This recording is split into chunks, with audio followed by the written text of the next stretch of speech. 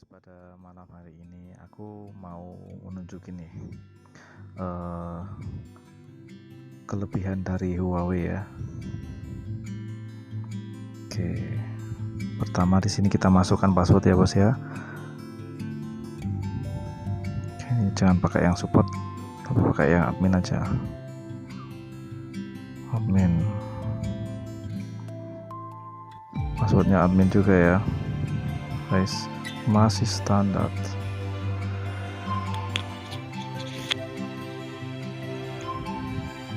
Oke guys, pertama ya, di sini saya akan mengenalkan status di One Information ini ya. Di One Information ini kita bisa lihat ya, di sini server memberi internet dan statusnya connect dengan IP 10.50.1.2 guys. Nah, ini untuk statusnya tampilannya seperti ini guys. Jadi ketika jenengan yang punya OLT nyeteng Huawei ini connect atau enggak, ini bisa dilihat dari statusnya ini, sudah cukup. Nah, itu One Wide Access Network. Nah, setelah itu VoIP kalau jenengan mengintegrasikan dengan telepon, tapi di sini saya tidak pakai itu, maka kita next. Kemudian di sini guys, WLAN information guys. Di sini ada WLAN info. Di sini kita ditunjukkan WLAN statusnya seperti apa ya. WLAN info ini WLAN status, WLAN channel ada di channel 11 guys. Kemudian kita SSID-nya itu kita munculkan ada dua SSID. Pertama SSID kantor keras @LJN sama tes hotspot. Gitu guys. Ini di sini tertera juga data yang sudah dipakai ini berapa, di sini sudah tertulis guys. Tuh package-nya berapa, byte-nya berapa, TXR-nya ya. Tuh, kemudian SSID information. Di sini ada SSID index ya, index nomor 1 ya, SSID 1 sama SSID 2, SSID name. Kemudian security configuration, yang satu terkonfig atau dikasih password, yang tes hotspot nggak ada passwordnya. Nah, tipe authentication modenya itu WPA 2, WPA press key ya, yang satunya open, nggak ada passwordnya. Nah guys, ini terus status information yaitu yang connect di access point ini apa aja. Nanti kita bisa ini tekan query, nanti tampil semua ini. Nah di situ dengan MAC address sekian ya, terus connectnya di SSID kantor keras, connectionnya sekian, bitnya sekian, saving bitnya sekian, sinyalnya sekian. Jadi kita bisa nendang nih misal device yang sinyalnya terlalu jelek sehingga mengganggu kualitas dari access point ini guys. Nah tuh lengkap kan bos, ada receive rate, signal strength, redamannya berapa, signal to noise ratio, banyak redaman begitu. Kemudian di bawahnya bos itu ada neighbor AP information ya. Di sini jenengan bisa lihat tetangga kita itu yang punya wifi itu siapa aja, bisa kita lihat di sini. Nah, kita tunggu. Di sini ada jalur 1 Aldina Sport CTE bla bla bla dengan redaman sekian. Nah seperti itu guys. Ini untuk WLAN informations. Nah ini adalah smart coverage, wifi coverage ya. Di sini ketika jenengan menambahkan access point di LAN dan terintegrasi di LAN-nya si Huawei ini ya, dan terintegrasi, nanti bisa dilihat nih di access point-nya ini. Nah ini yang connect berapa, networknya berapa gitu, itu bisa kena. Tapi karena saya nggak pakai maka nggak tampil. Nah gitu guys ya. Nah, terus di sini ada Etherport status, dimana ketika kita konekkan lainnya maka di sini statusnya adalah up, dan di record package-nya itu yang terkirim itu berapa guys ya. Itu saya enggak ada yang pakai, makanya nggak bisa. Nah, ini contoh yang connect itu ini DHCP informasi total IP address. Jadi si alat ini bisa memberikan IP ke device sebanyak 253. Itu ya Mas ya. Terus Ethernet IP address ini, nah nggak tahu ini apa ini. Wifi IP addressnya 20 yang connect maksudnya. Nah, yang remaining IP address ada ya 233. Banyak berarti. Nah itu guys, banyak kan ya. Nah, lumayan lengkap kan, dan lumayan bagus gitu performnya. Huawei HG8245H, best guys, best, nggak ragukan lagi. Tapi nggak tahu sekarang harganya berapa ya guys ya.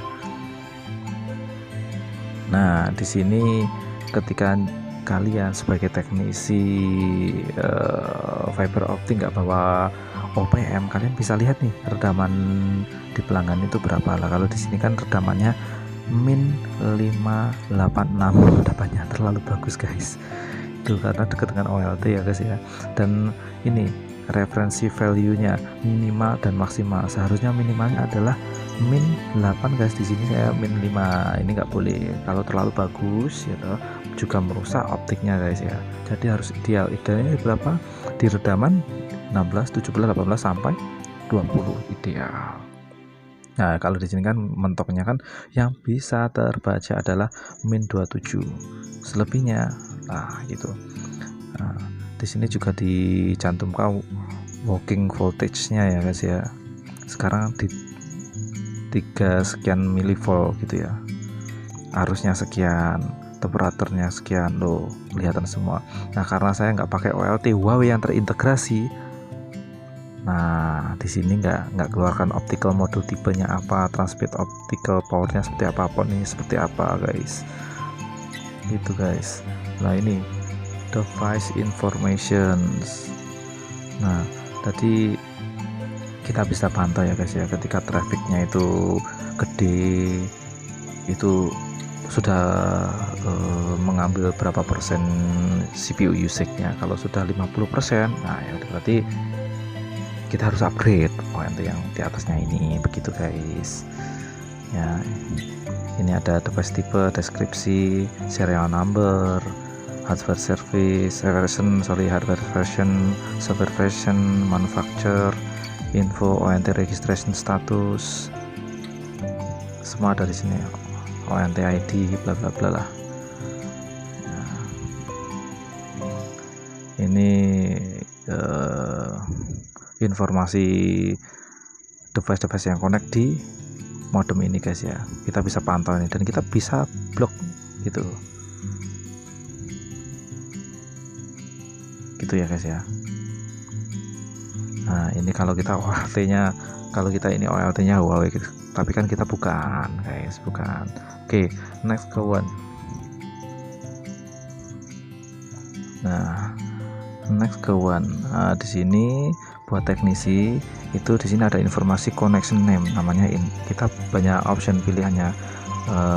Biasanya untuk nyeting ya, kita biasanya pakai internet ini, VLAN-nya berapa, kita pakai VLAN 201, protokol tipenya apa, IP4.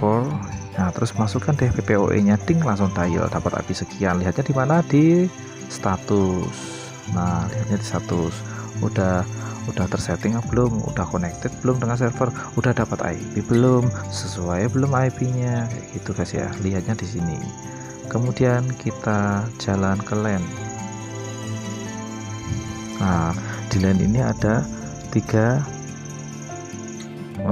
dialog ya guys ya. Pertama LAN hotspot configuration, kemudian DHCP server configuration, kemudian DHCP static IP configuration. Ya di LAN host configuration ini ada primary IP address ya. Primary IP address ini dimana IP untuk kita memanggil si ONT ini untuk kita setting. Nah, begitu guys. Terus di sini ada enable secondary IP address. Nah, ini bahaya ini. Kalau bisa ini bisa bobol-bobol, ini master Philips yang bisa ini seperti ini. Nah, kita cukup tahu aja lah itu. Kemudian DHCP server configuration. Tadi DHCP itu kita memberikan IP address kepada device yang sudah connect dengan ONT ini. Nah, di sini ada enable primary address DHCP server, kita centang. Enable DHCP relay kita centang ya. Enable option 125 kita centang. LAN hotspot IP address. Nah, untuk setting tadi yang seperti tadi ya 192.168.101 subnet mask sekian. Nah, sekarang IP-nya ini startnya dari 102 sampai 102.54. Nah, list time-nya ini atau debugging-nya IP-nya ini seberapa lama? 3 hari guys ya. Yaitu kalau ingin pakai enable secondary DHCP ya bisa, tapi ya gitu deh. Oke, next DHCP static IP configuration. Jadi kita itu bisa memberikan device ini IP DHCP tapi static, artinya ya pasti dia dapat IP-nya itu sesuai yang kita settingkan tapi static gitu. Seru ya guys ya. Nah, IPv6 kita nggak pakai, langsung ke WLAN. Nah, buat pelanggan WiFi PT Lintas Jaringan Nusantara Pasuruan ini nih cara mengganti password ya. Pertama tadi ya, buka browser. Kedua, ketik 192.168.100.1 jika modemnya adalah Huawei. Kemudian pilih menu WLAN. Nah, gitu guys. Pertama di WLAN ini, nah, di WLAN ini ada option ini ya, enable WLAN. Enable WLAN berarti artinya si modem ini bisa memancarkan WiFi. Kalau kita disable nggak bisa mancarin ya. Kemudian di sini ada option SSID name. Nah, dengan SSID name kita bisa ganti nama WiFi ya. Kita bisa mengganti nama WiFi. Oke. Ini untuk WLAN basic configuration ya. SSID name ganti dengan misal apa kayak gitu ya, kantor keras atau apa kayak gitu. Enable SSID artinya kita menampilkan settingan itu ya guys ya. Kemudian jumlah yang bisa connect itu berapa? Usernya adalah 32 user. Oke. Terus di sini diizinkan broadcast SSID dan enable WMM. Nah, untuk authentication mode ini adalah jenis protokol passwordnya. Ini ada macam-macam. Ada open itu berarti terbuka, share berbagi. Kemudian ini WPA-PSK, ini protokol-protokolnya silahkan dipakai guys. Pilih yang mana gitu. Nah, terus di sini ada enkripsi moderate, itu tipenya EAPS, TKIP, and EAPS. Nah, kalau saya bisa nanti saya kolaborasikan dan rekomendasinya seperti itu ya. Nah, untuk mengganti password, nah ini nih WPA preset key ini kita ganti dengan Bismillah atau apa, menggantinya di sini ya. Ganti, kemudian ketik OK ya, ketik apply. Nah, seperti itu guys. Di sini. Nah, kemudian di WLAN advanced configurations ya guys ya. Di sini ada TX power. Tadi kita si access point ini bisa memancarkan sejauh apa bisa gitu. Kalau pengen nggak jauh-jauh ya udah kasih 20% aja powernya, jadi biar nggak bisa jauh. Ketika kelihatannya sinyalnya gede sampai dari sana, tapi ketika kita connect langsung otomatis reject guys. Nah, regulation Indonesia diupayakan Indonesia karena apa? Beda country atau beda negara beda regulasi guys. Jadi kita sesuai dengan regulasi Indonesia. Ini optionnya channelnya dari 1 sampai 13. Jangan sampai ada tabrakan ya guys. Terus lihatnya gimana biar nggak tabrakan? Jadi tadi di status kita naik bornya akses point itu tadi, yang terpakai channelnya apa aja. Nah, harus di jeda 7. Jadi misal kalau ada orang pakai di channel 1, kalian harus pakai di channel 6. Kalau channel 7. Kalau 7 sudah dipakai, berarti kalian harus pakai di channel 13 guys, gitu, biar daya pancarnya itu lebih jauh lagi. Itu lebih jauh lah. Dengan frekuensi channel width 20 ini kalian akan bisa memancar lebih jauh guys, lebih jauh, tapi transfer rate-nya itu lebih rendah daripada 40. Tadi yang paling tinggi itu di 40 Hz. Tapi resikonya semakin tinggi frekuensi, semakin cepat pengiriman, tapi interferensinya semakin tinggi juga. Nah, ini modenya biar enak, biar support buat semua HP ya, BGN ini guys. Oke, seperti itu isinya. Nah, ini settingan automatic WiFi shutdown itu mungkin untuk anak kecil guys. Kalau kita punya anak kecil, kita pingin anak kita di jam sekian, hari sekian dia nyala mati sendiri, kita bisa setting nih di sini nih. Nah, kalau punya anak bandel banget dikendalikan. Nah, ini Huawei HG8245H ini adalah pilihan yang terbaik. Nah, untuk orang tua yang bijak. Oke. Ini bisa dipilih nih di hari Monday, Sunday, bla bla bla bla bla. Ini start jam berapa, mati jam berapa. Ini bisa dikondisikan enable automatic WiFi shutdown. Oke guys, nah seru kan? Seru lah. Kemudian di sini kita lihat WiFi coverage management. Nah ini yang paling seru guys, gitu. Ini. Jadi biasanya fitur ini adanya di Mikrotik. Jadi ketika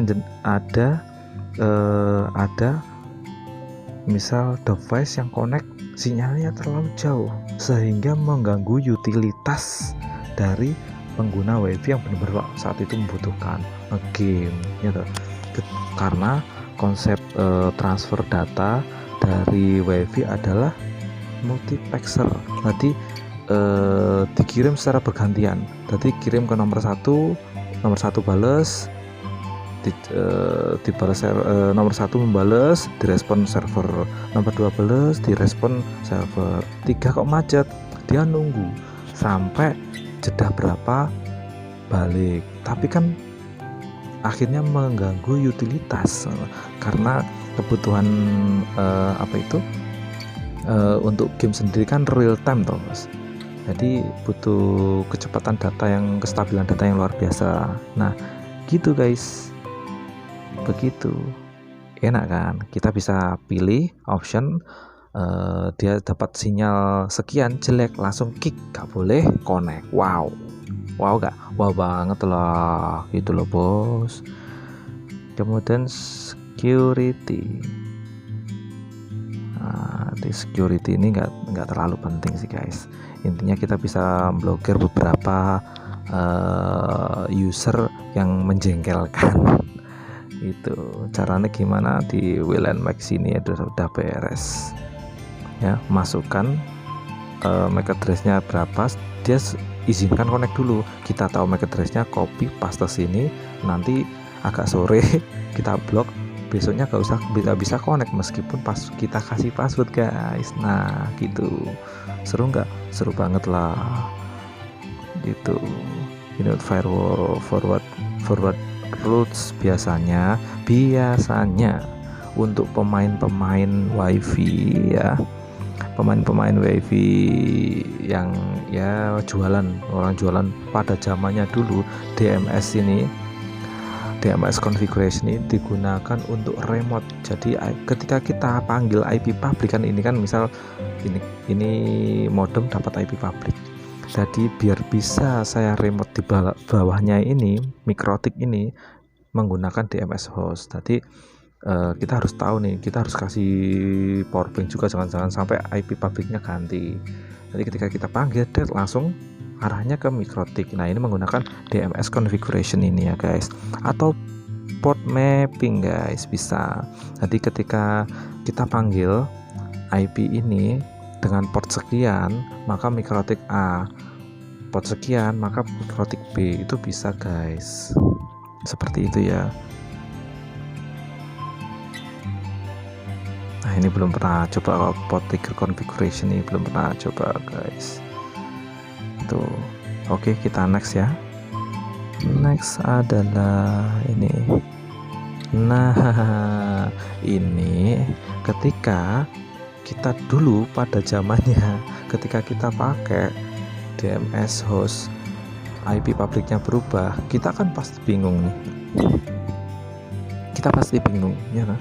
Kita biasanya menyuruh relasi kita yang di rumah untuk ngecekkan IP pabrik kita biar kita bisa remote. Nah biar nggak begitu, si modem ini menawarkan DDNS guys. Jadi kita langganan nih di web DDNS, misal si kampret.add bla bla bla bla kayak gitu, kita masukkan di sini, nanti terrecord ketika IP pabriknya ganti terrecord, jadi kita tinggal panggil DNS nya aja sudah bisa. Misal DNS.2 port sekian remote untuk ini.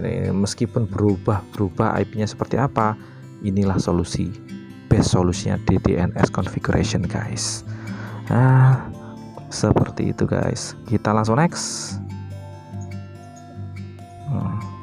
Ini ya, ini kalau ribut sudah tahu lah, ribut untuk ketika mau matikan modem, bisa kita nggak perlu hard reset, kita bisa ribut dari sini. Tuh, matikan secara hard ya, ini bisa ribut dari sini guys. Kemudian gini, file ketika jenengan mau backup upload, nah ini uploadnya. Nah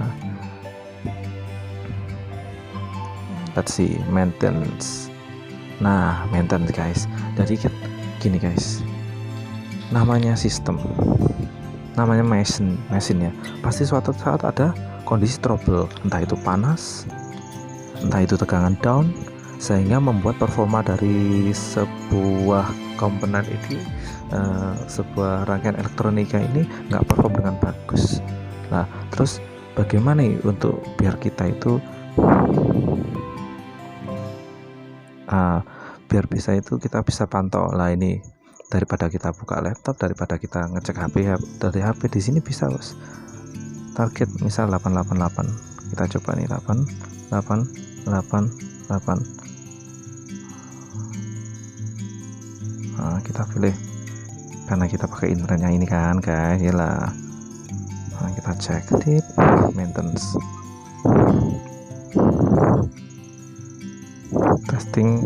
testing please wait. Kita suruh nunggu guys.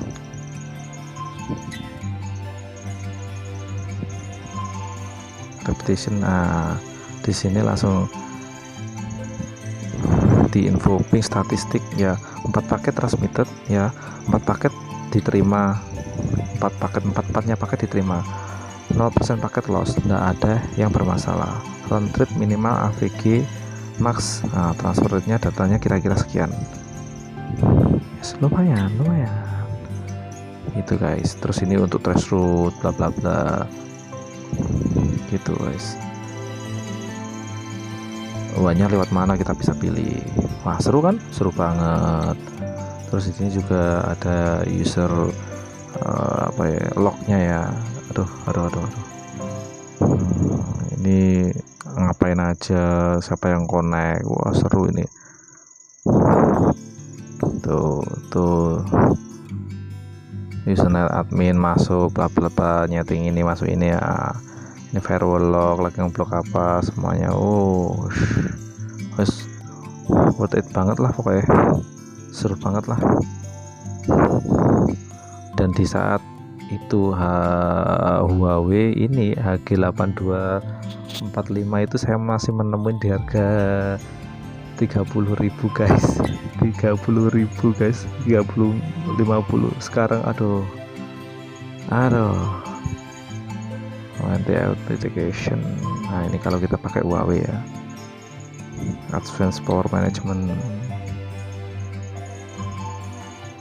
Nah itu biar save energy, ketegangan mulai login, passwordnya digantinya gimana, itu sudah ada di sini. Itu ya. Ini mudah dipahami lah yang ini. Nah, ini untuk menyalakan atau enggak mengaktifkan indikator. Ini untuk softwarenya kita bisa upgrade guys, informasi softwarenya guys ya. Panjang ternyata, dan itu sangat membagongkan. Oke, mungkin review kita tentang Huawei HG8245H ini cukup sekian guys. Jangan lupa like, subscribe, and comment guys. Nanti biar kita kalau sudah mencapai 1000 subscribe, wah nanti tak eksplorasi semua ilmu saya tentang OLT. Kita kupas tuntas ya. Gimana? Bantu dong. Oke, sukses buat teman-teman semua.